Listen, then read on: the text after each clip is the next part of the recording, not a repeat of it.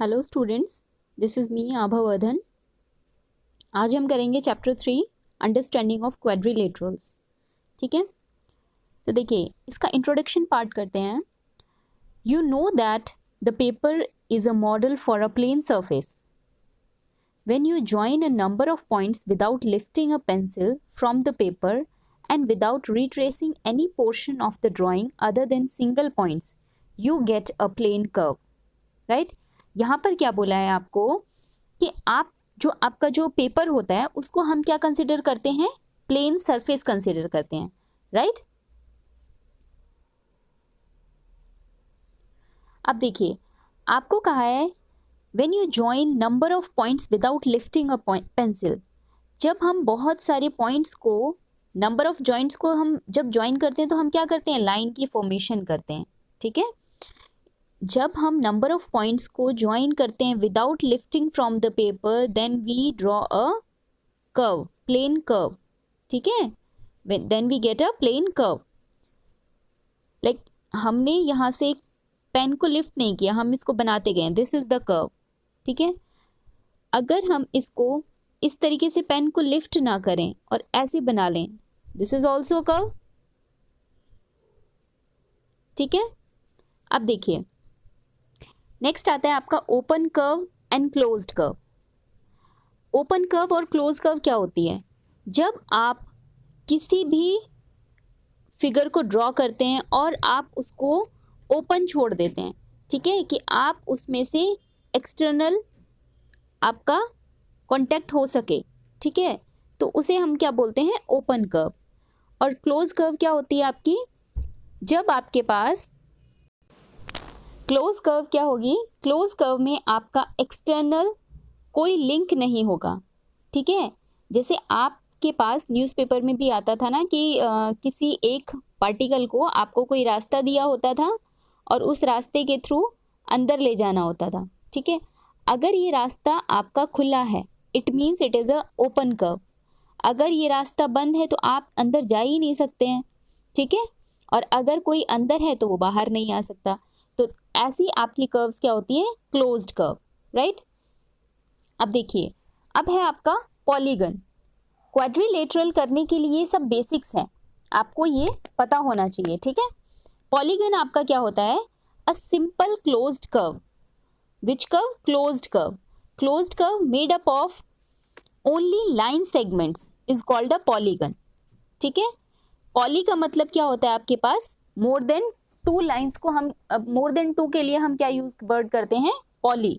ठीक है, तो यहाँ पर आपको कहा है पॉलीगन क्या है, अ सिंपल क्लोज्ड कर्व। अब आप देखेंगे यहाँ पर ये आपके पास ट्राइंगल, स्क्वायर, रेक्टेंगल आपको शो किए हुए हैं, ये सारे क्या है, क्लोज्ड कर्व है। मतलब आप अगर इसमें कहीं कोई चीज़ आप रखेंगे वो बाहर नहीं आ पाएगी। ठीक है, ना बाहर से कोई चीज़ अंदर जा पाएगी। So it is closed. Closed means कि कोई भी वहाँ पर एग्जिट नहीं है, एग्जिट और एंट्री नहीं है। ठीक है, तो पॉलीगन आपके क्या होते हैं, अ सिंपल क्लोज्ड कर्व। आपसे जो क्वेश्चन आपके वन लाइनर क्वेश्चंस क्या बन सकते हैं, पूछा जा सकता है, a polygon is a closed curve और एन ओपन कर्व। तो polygon is a closed curve.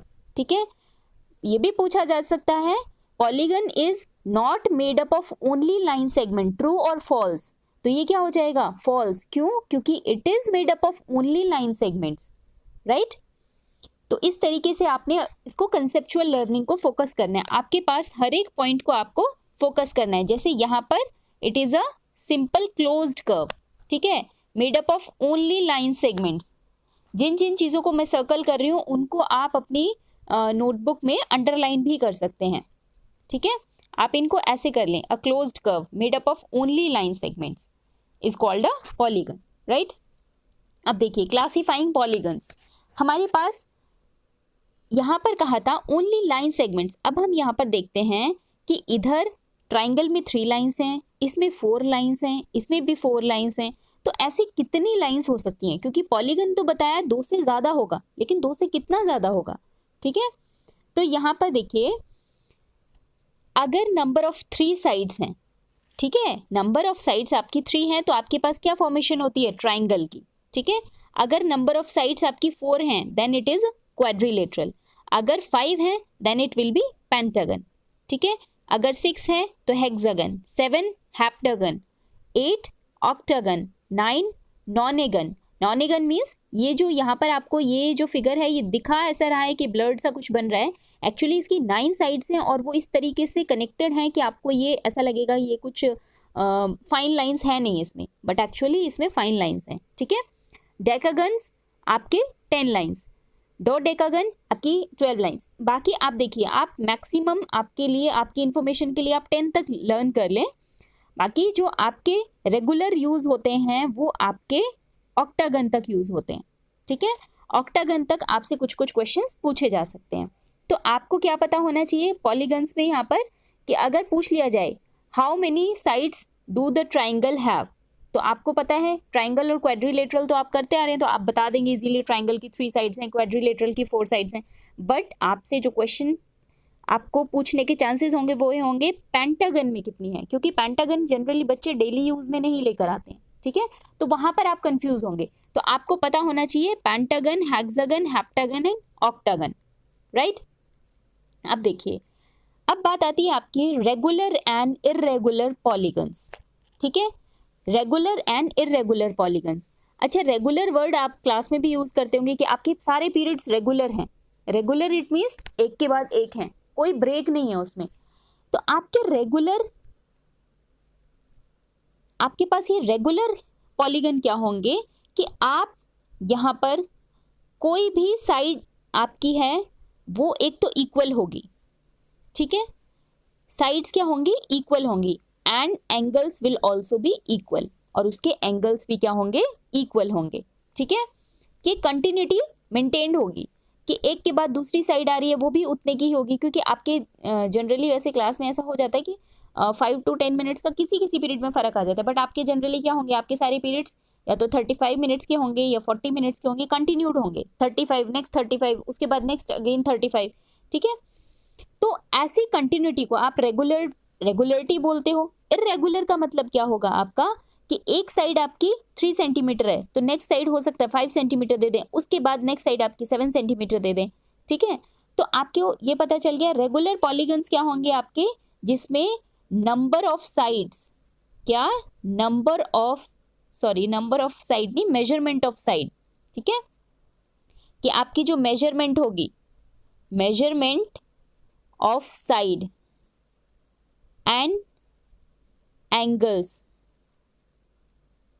क्या होंगे, इक्वल होंगे, ठीक है।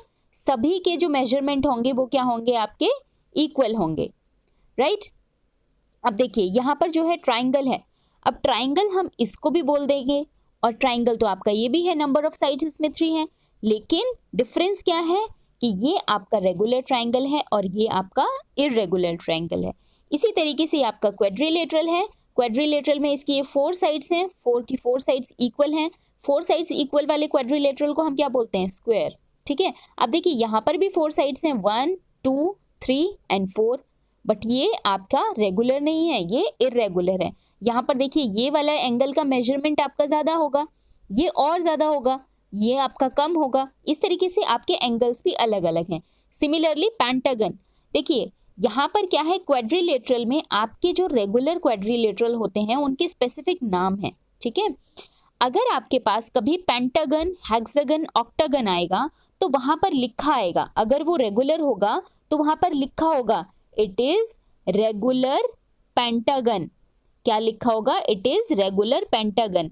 इट मीन्स कि ये 5 साइड्स का पॉलीगन है और इसकी सारी की सारी 5 साइड्स क्या हैं, इक्वल हैं, ठीक है। इसी तरीके से आपके पास लिखा आएगा रेगुलर हेक्सागन, ठीक है, और ऐसे ही आपके पास होगा रेगुलर ऑक्टागन, ठीक है।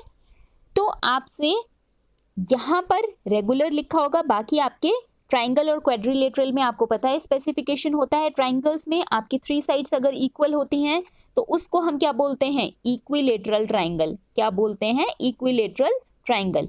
अगर आपकी 3 साइड्स इक्वल हैं तो उसको हम क्या बोलते हैं, इक्विलेटरल ट्राइंगल। अगर आपकी 4 साइड्स इक्वल हैं तो उसको हम क्या बोलते हैं, स्क्वायर, ठीक है।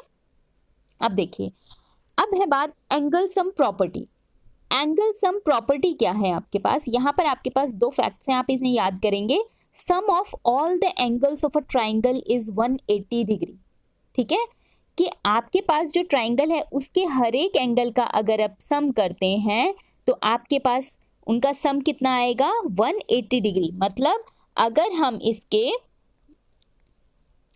इसके ये एंगल 1 है, ये एंगल 2 हो गया, ये एंगल 3 हो गया, ठीक है। अगर मैं एंगल 1 + 2 + 3 करती हूँ, तीनों एंगल्स का मेजरमेंट, ठीक है, अगर उसको ऐड करती हूँ तो वो कितना आएगा 180 डिग्री आएगा, ठीक है। इसी तरीके से अगर क्वाड्रिलेटरल है आपके पास, क्वाड्रिलेटरल के अगर हम एंगल्स का मेजरमेंट करते हैं, क्वाड्रिलेटरल के एंगल्स का मेजरमेंट करते हैं तो वो कितना आएगा आपके पास 360 डिग्री, ठीक है। अब ये आपके पास आपकी बुक में एक रिलेशन दिया है, आपकी एक्सरसाइज का क्वेश्चन भी है कि ये आपका 360 डिग्री क्यों हो गया, ठीक है। ये जो आपके पास क्वाड्रिलेटरल दिया है, क्वाड्रिलेटरल बेसिकली आपके पास देखो क्वाड्रा भी मीन्स 4। क्वाड्रा का मतलब क्या होता है, यहाँ पर जो क्वाड्रा है उसका मतलब होता है 4। Lateral means sides, lateral means क्या होता है साइड्स। तो ऐसा पॉलीगन जिसकी 4 साइड्स हो उसको हम क्या बोलते हैं क्वाड्रिलेटरल, ठीक है। अब देखिए यहाँ पर क्या है, अगर मैं इस रेक्टेंगल को इधर से कट कर देती हूँ तो मेरे पास कितने ट्राइंगल की फॉर्मेशन होगी 1 और 2। अब मुझे पता है एक ट्राइंगल के एंगल्स का सम कितना होता है 180 डिग्री। तो यहाँ पर कितने हैं 2 ट्राइंगल्स, तो हमने उसको 2 से मल्टीप्लाई कर दिया, कितना आ गया 360 डिग्री, ठीक है। तो इधर से हमें पता चल गया कि 360 डिग्री है। बट ये 2 चीज़ें तो जनरली बच्चे याद कर ही लेते हैं।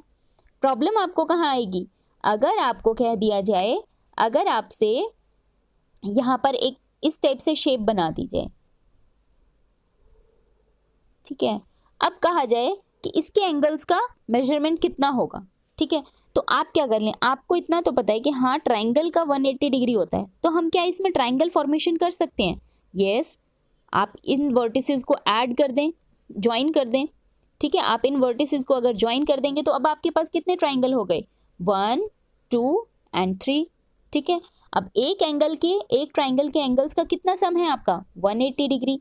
3 का कितना होगा, आप 180 को 3 से मल्टीप्लाई कर देंगे, कितना आएगा 18 3 = 54, ये कितना आ गया 54 डिग्री, ठीक है। इसी तरीके से अगर आपको हेक्सागन बना के दे दिया जाए तो आप उसमें भी एंगल्स का मेजरमेंट कर लेंगे, ठीक है। तो ऐसे क्वेश्चंस आपसे पूछे जा सकते हैं 1 लाइनर में, ठीक है। आपको यहाँ पर हेक्सागन बना के दे दिया जाएगा, ठीक है। अब इसमें पूछ लेंगे कि बताइए इसमें कितना होगा आपका, तो आप क्या कर लेंगे, यहाँ पर ट्राइंगल्स बनाकर देख लो कितने ट्राइंगल्स बन रहे हैं, कितने ट्राइंगल्स बने यहाँ पर 1 2 3 4 ट्राइंगल्स। तो यहाँ पर हम 180 डिग्री को किससे मल्टीप्लाई कर लेंगे 4 से। अगर इसी तरीके से यहाँ पर 5 ट्राइंगल्स बन रहे होते तो ये 5 से मल्टीप्लाई हो जाता।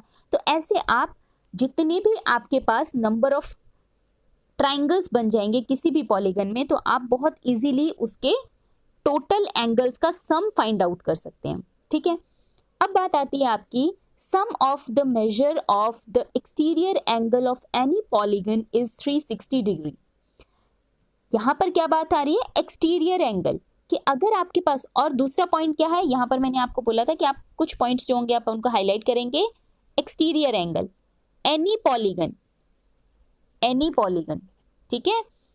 इसमें ऐसा नहीं है, इससे पहले वाले में देखो इंटरनल एंगल्स थे हमारे पास, इंटरनल एंगल्स जो थे उनका मेजरमेंट अलग अलग हो रहा है, लेकिन आपके पास जो एक्सटीरियर एंगल होंगे वो आपके 360 डिग्री ही रहेंगे। अगर आपके पास एक ट्राइंगल है, ठीक है, अगर आपके पास ट्राइंगल है, इसके आप एक्सटीरियर एंगल का मेजरमेंट करेंगे वो 360 डिग्री आएगा। अगर आपके पास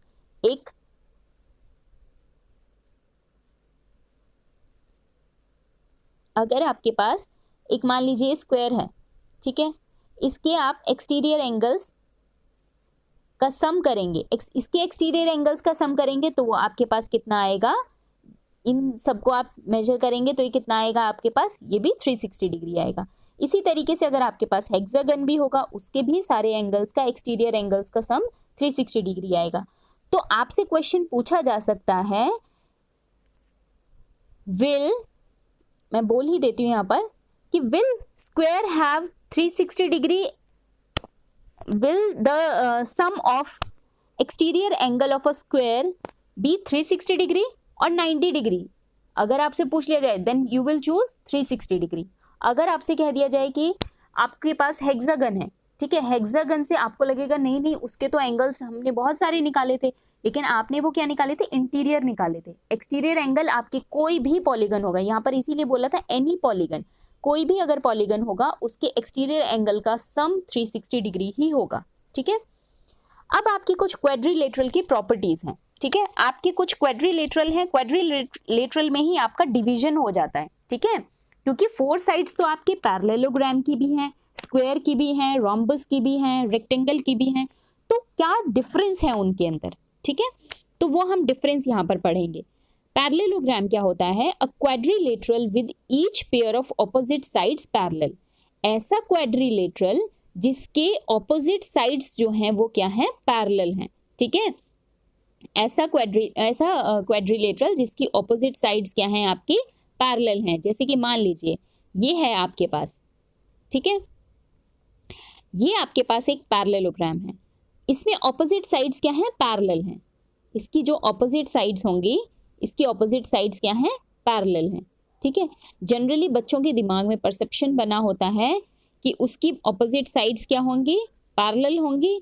तो आप देखोगे अगर आपके पास कोई भी इस टाइप से फिगर आता है, आप उसी को पैरेललोग्राम समझ लेते हैं। अगर वो थोड़ा सा भी चेंज हो जाता है, आप तब भी उसको पैरेललोग्राम बोल देते हैं। ठीक है, तो आपको बेसिकली क्या याद रखना है, पैरेललोग्राम की क्या डेफिनेशन है, उसकी ऑपोजिट साइड्स क्या होंगी, each pair of opposite sides. ठीक है, each pair of opposite sides क्या होंगी, पैरेलल होंगी। ठीक है, और आपके पास एक प्रॉपर्टी है ऑपोजिट साइड्स आर इक्वल, कि उसकी ऑपोजिट साइड्स क्या होंगी, इक्वल होंगी। ऑपोजिट एंगल्स आर इक्वल, कि आपके पास एक पैरेललोग्राम है, इसकी ऑपोजिट साइड्स इक्वल हो गई। ठीक है, ऑपोजिट एंगल, ये एंगल जो होगा उतना ही ये एंगल होगा, जितना ये एंगल होगा उतना एंगल ये होगा। ठीक है, तीसरी चीज आपसे क्या कही है, diagonals bisect one another. Bisect का मतलब क्या होता है, 2 इक्वल पार्ट्स में डिवाइड करना। ठीक है, आपके पास ये डायगोनल्स हैं, ठीक है, ये अगर एक दूसरे को इस तरीके से क्रॉस करेंगे तो ये इनको बराबर भागों में बांटेंगे। ठीक है, तो diagonals bisect each other. Clear है। नेक्स्ट है आपका रोम्बस। रोम्बस क्या होता है, अ पैरेललोग्राम। रोम्बस क्या है, एक पैरेललोग्राम है। पैरेललोग्राम का मतलब क्या हो गया, अभी हमने इसकी प्रॉपर्टीज करी है। पैरेललोग्राम मतलब इसकी ऑपोजिट साइड्स क्या होंगी, पैरेलल होंगी। ठीक है, ऑपोजिट साइड्स क्या होंगी, इसकी पैरेलल होंगी, और इसके डायगोनल्स क्या करेंगे, बाइसेक्ट करेंगे। मतलब ऑलरेडी इसके अंदर पैरेललोग्राम वाली सारी क्वालिटीज होंगी, लेकिन यहाँ पर एक पॉइंट क्या होगा, with sides of equal length, इसकी साइड्स क्या होंगी, इक्वल होंगी। पैरेललोग्राम में हमने कहीं पर भी इक्वल साइड्स, यहाँ पर देखो, यहाँ पर हमने क्या कहा है, ऑपोजिट साइड्स इक्वल हैं। हमने ये नहीं कहा कि सारी साइड्स इक्वल हैं, लेकिन रोम्बस में आपके पास क्या आ गया, with sides of equal length, इसकी सारी साइड्स इक्वल होंगी। ठीक है, all the properties of a parallelogram, parallelogram की सारी प्रॉपर्टीज हैं इसके अंदर। And diagonals are perpendicular to each other. यहाँ पर डायगोनल्स क्या है, परपेंडिकुलर हैं। पैरेललोग्राम में डायगोनल्स परपेंडिकुलर हो ये जरूरी नहीं है। ठीक है, तो रोम्बस में आपके क्या होंगे, डायगोनल्स क्या है, परपेंडिकुलर हैं। राइट, अब है रेक्टेंगल। रेक्टेंगल क्या होता है, a parallelogram with a right angle.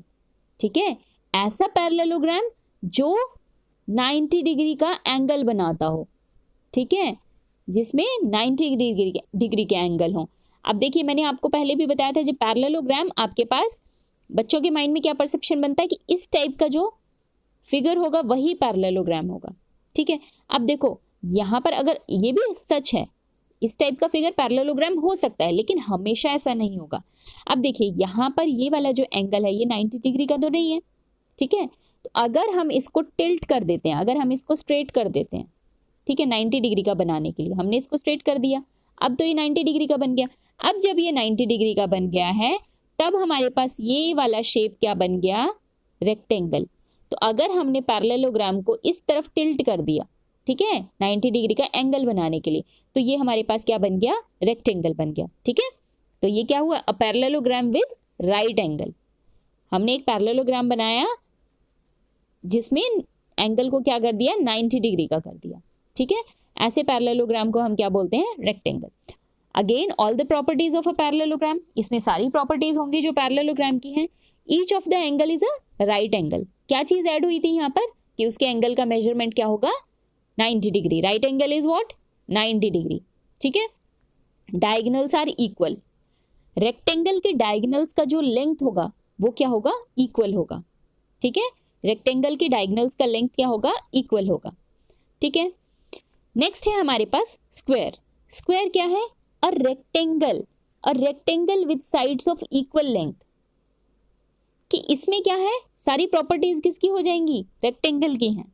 ठीक है, स्क्वायर में क्या है, सारी प्रॉपर्टीज आपकी रेक्टेंगल को रिजेंबल कर रही हैं। बस यहाँ पर क्या होगा, with sides of equal length. अब जैसे हमारे पास ये रेक्टेंगल था, ठीक है, हमने क्या किया, इसको इधर से पुश कर दिया, इसको इधर से पुश कर दिया। क्यों पुश किया, ताकि ये वाली जो लेंथ है ना, ये इतनी लंबी है, ये इसके बराबर आ जाए।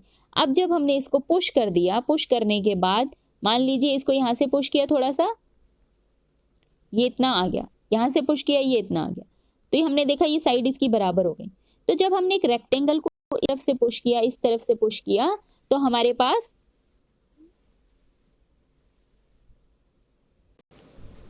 जब हमने रेक्टेंगल को दोनों तरफ से पुश किया तो हमारे पास क्या मिल गया, स्क्वायर मिल गया। ठीक है, अब देखिए यहां पर कहा है आपसे all the properties of a parallelogram.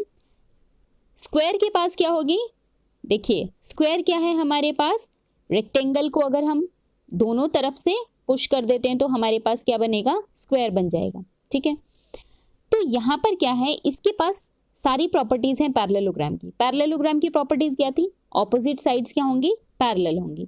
ठीक है, स्क्वायर में दोनों साइड्स पैरेलल हैं, हमने देखा कि हाँ दोनों एक दूसरे को नहीं इंटरसेक्ट कर रही हैं। ठीक है, दूसरा आपके पास इसकी जो बाकी की साइड्स और एंगल्स हैं वो इक्वल होंगे। हाँ जी, इसके सारे बाकी की साइड्स और एंगल्स इक्वल हैं।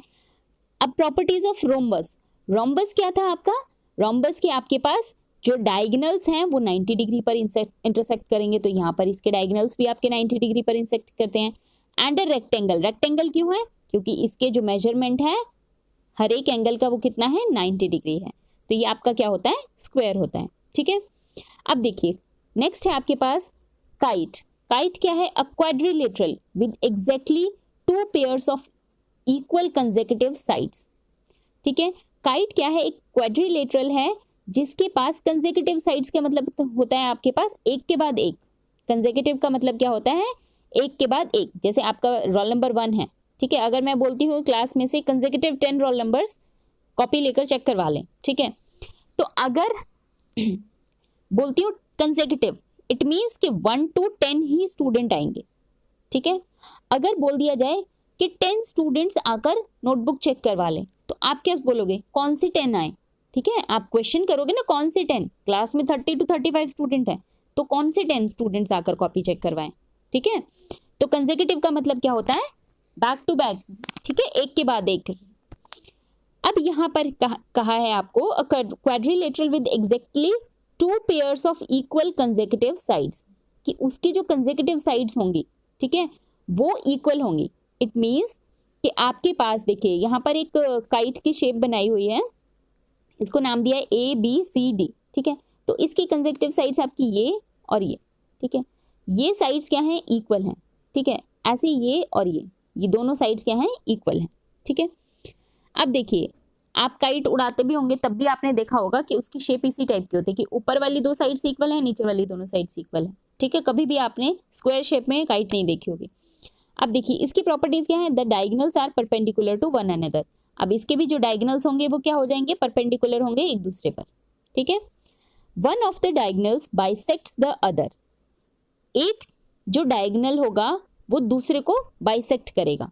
अब वो कोई भी कर सकता है। अब देखिए यहाँ पर क्या है, ये आपका ये वाली जो लेंथ होती है ज़्यादा होती है। ठीक है, अब आपकी ये लेंथ ज़्यादा है और ये आपका इस तरीके से, ऐसे ही तो काइट की फॉर्मेशन होगी। तो ऑब्वियसली ये वाला डायगोनल इस वाले डायगोनल को तो बाइसेक्ट नहीं कर रहा है, क्योंकि ये तो आपका छोटा सा पार्ट है और ये इतना लंबा पार्ट बन रहा है यहाँ पर। हाँ डेफिनेटली ये जो डायगोनल है आपके पास, ये वाला जो डायगोनल है, ये डायगोनल इस वाले डायगोनल को बाइसेक्ट कर रहा है। ठीक है, तो अगर आपके पास ये काइट शेप वर्टिकल है, अगर ये हॉरिजॉन्टल होगी तब आपके पास जो वर्टिकल वाला डायगोनल होगा वो बाइसेक्ट हो जाएगा। ठीक है, तो आपको किसी भी चीज़ का रट्टा मारने की जरूरत नहीं है, आपको कंसेप्ट पर ध्यान देना है। ठीक है, अब देखिए इसमें कहा है in the figure measurement of angle M is equal to measurement of angle D, कि एंगल B जो है वो एंगल D के इक्वल होगा। ठीक है, लेकिन measurement of angle M sorry angle A will not be equal to angle C. ठीक है, इन दोनों का मेजरमेंट इक्वल नहीं होगा। क्यों नहीं होगा?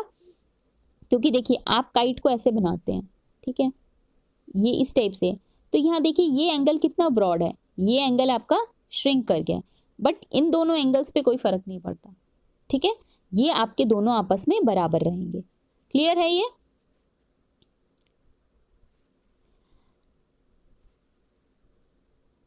तो ये आपके बेटा, ये देखिए ये सारी चीजें आपको अच्छे से कंसेप्चुअली सारी प्रॉपर्टीज इसकी याद करनी है। एक बार हम फिर से रिव्यू ले लेते हैं थोड़ा सा। ठीक है, हमने इंट्रोडक्शन किया था, close curve and open curve, उसके बाद पॉलीगन्स, पॉलीगन्स आपके लाइन सेगमेंट्स, ठीक है, क्लोज्ड कर्व, क्लासिफाइंग पॉलीगन्स, आपको 3 और 4 नंबर ऑफ साइड्स तो पता रहती हैं, आपने 5 to 8 एटलीस्ट याद करनी है। ठीक है, regular and irregular polygons, regular polygons sides and angles दोनों इक्वल होंगे, इररेगुलर में नहीं होंगे। ठीक है, angle sum property, sum of, आपको ट्राइंगल का पता है 180 डिग्री, उसके बाद आप हर एक आपके पॉलीगन में ट्राइंगल बनाकर जितने ट्राइंगल बन रहे हैं उससे 180 डिग्री को मल्टीप्लाई करके सभी पॉलीगन्स का एंगल निकाल सकते हैं, सम निकाल सकते हैं। ठीक है, एक्सटीरियर एंगल किसी भी पॉलीगन का एक्सटीरियर एंगल कितना होगा? 360 डिग्री। ठीक है, पैरेललोग्राम, ऑपोजिट साइड्स पैरेलल हैं आपकी, ऑपोजिट साइड्स इक्वल हैं, ऑपोजिट एंगल इक्वल हैं, डायगोनल्स बाइसेक्ट करते हैं। ये डायगोनल वाला पॉइंट सब याद से कर लेना, इसमें से वन लाइनर बहुत बनता है। ठीक है, उसके बाद रोम्बस, रोम्बस आपका पैरेललोग्राम है with equal sides of length. ठीक है, सारी प्रॉपर्टीज हैं इसकी पैरेललोग्राम की, बस एक्स्ट्रा क्या है, परपेंडिकुलर होते हैं डायगोनल्स इसके। ठीक है, रेक्टेंगल, रेक्टेंगल में पैरेललोग्राम है लेकिन एंगल क्या होगा? राइट एंगल होगा। ठीक है, सभी प्रॉपर्टीज हैं इसमें भी पैरेललोग्राम की, और हर एक एंगल का मेजरमेंट 90 डिग्री है, डायगोनल्स क्या होंगे? इक्वल होंगे। इससे पहले वाले में क्या थे? डायगोनल्स परपेंडिकुलर थे। इन सब चीजों पर ध्यान देना है आपने, बहुत बारीकी पर ध्यान देना है। A rectangle with sides of equal length, square क्या है आपका? ऐसा रेक्टेंगल जिसकी साइड्स जो हैं इक्वल लेंथ की हैं। ठीक है, और इसमें किस किस की प्रॉपर्टीज हैं? Parallelogram, rhombus and rectangle. ठीक है, क्वेश्चन पूछा जा सकता है, a square resembles the properties of dash dash and dash. आपको फिल करना होगा पैरेललोग्राम, रोम्बस एंड रेक्टेंगल। ठीक है, काइट, काइट में क्या है? पेयर ऑफ 2 कंसेक्यूटिव साइड्स जो होंगी वो इक्वल होंगी। ठीक है, उसके बाद जो इसके डायगोनल्स होंगे वो परपेंडिकुलर होंगे एक दूसरे पर, और एक डायगोनल किसी दूसरे डायगोनल को बाइसेक्ट करेगा।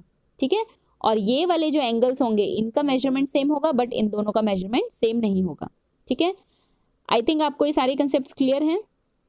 आप सभी इसको अच्छे से बार बार देखें, अपने कंसेप्ट को अच्छे से क्लियर करें। आप इसको वीडियो को पॉज करके खुद से रिकॉल करें। ठीक है, जैसे अभी हम काइट का चैप्टर पढ़ रहे हैं, काइट टॉपिक पढ़ रहे हैं, उससे पहले वाला हमने क्या पढ़ा? स्क्वायर पढ़ा है। तो आप जब काइट वाले पेज पे हैं तब आप स्क्वायर वाले पेज का सोचें एक बार कि हाँ स्क्वायर वाले पे कौन कौन से पॉइंट्स थे। ठीक है, आपके लिए ये इन्फॉर्मेशन बहुत इंपॉर्टेंट है, ये आगे तक यूज होती है। जब तक आप मैथ्स पढ़ेंगे एटलीस्ट तब तक आपकी ये इन्फॉर्मेशन आपकी यूज होगी। ठीक है, okay students, you can comment your doubts. First of all you can comment your doubts, आपके जो भी डाउट्स हैं आप उनको कमेंट कर सकते हैं। ठीक है, बाकी फर्दर आपको जो भी इन्फॉर्मेशन लेनी है, और भी बहुत सारी वीडियोस इस चैनल पर पड़ी हुई हैं। अगर आप बहुत ज़्यादा अपने मैथ्स को स्ट्रॉन्ग बनाना चाहते हैं तो आप जितना मैक्सिमम से मैक्सिमम आप अलग अलग टॉपिक की वीडियोस देख सकते हैं। ज़रूरी नहीं है, देखिए मैथ्स क्या है, कोई भी क्लास बाउंड्री नहीं होती है, इसमें थोड़ा सा लेवल का फ़र्क होता है। अगर आप क्वाड्रिलेटरल आपने 5th क्लास में पढ़ा होगा, आप 6th में भी पढ़ेंगे, 7th में भी, 8th में भी, बस थोड़ा थोड़ा आपका एड ऑन होता जाएगा। ठीक है, तो आपको कुछ भी इंफॉर्मेशन गैदर करनी है, then you can subscribe to my channel and watch all other videos. Okay, thank you students.